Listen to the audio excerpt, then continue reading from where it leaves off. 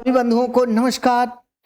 जैसा कि आपको मालूम होगा कि आइए एक झटके में 5 मिनट में हम पूरे मैकियावेली के चैप्टर को पढ़ लेते हैं। तो मैकियावेली को क्या कहा जाता है? तो मैकियावेली को आधुनिक राजनीति विज्ञान का जनक कहा जाता है, व्यवहारवादी राजनीति विज्ञान का भी जनक कहा जाता है। मैकियावेली का जो जन्म हुआ था वो कब हुआ था? तो 1469 ईस्वी में इटली के फ्लोरेंस गणराज्य के टस्कन नामक स्थान पर टस्कन वंश में मैकियावेली का जन्म हुआ था।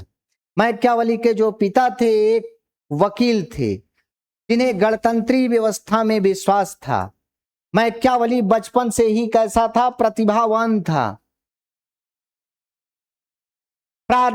शिक्षा प्राप्त करने के पश्चात यह फ्लोरेंस गणराज्य में एक क्लर्क के रूप में नियुक्त हुआ और आगे चलकर अपनी प्रतिभा के दम पर यह फ्लोरेंस गणराज्य के गृह एवं विदेश विभाग में सचिव के पद पर नियुक्त हुआ। पहले क्लर्क हुआ, आगे चलकर सचिव बना और इस पद पर यह 1512 ईस्वी तक बना रहा।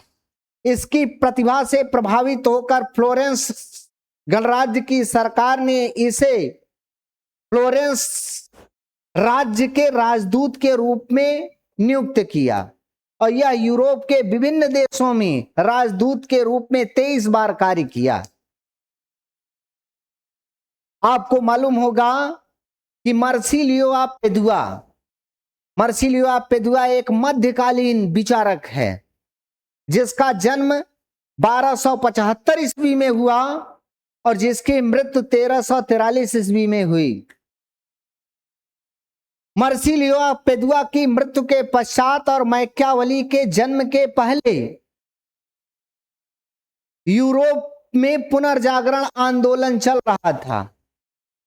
इस आंदोलन के परिणाम स्वरूप यूरोप के कई देशों में राष्ट्र राज्य अस्तित्व में आए, जिसमें से कौन सा था? स्पेन था, स्विट्जरलैंड था, फ्रांस था, ब्रिटेन था।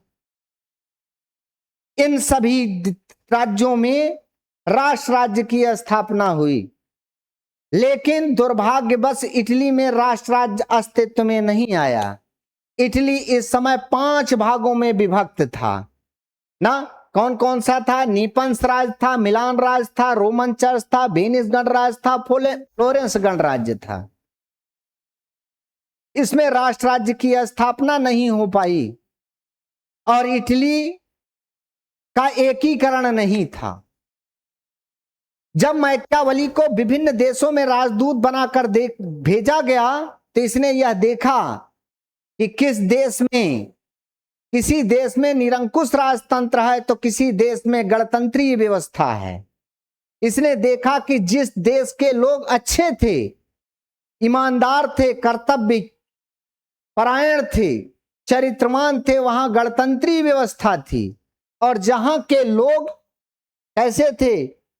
कर्तव्यहीन थे, चरित्रहीन थे, अच्छे नहीं थे, वहां कैसी थी? राजतंत्रीय व्यवस्था थी।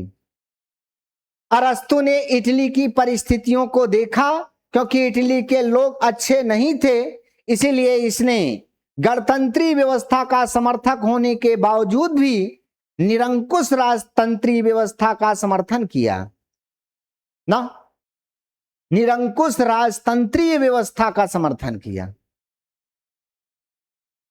मैकियावेली का जो मृत्यु हुई वो 1527 ईस्वी में कैल्सिस नामक स्थान पर हुई।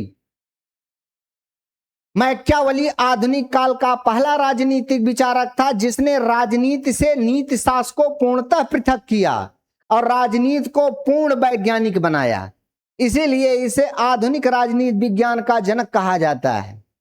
मैकियावेली ऐतिहासिक पद्धति और अनुभव मूलक पद्धति में विश्वास किया।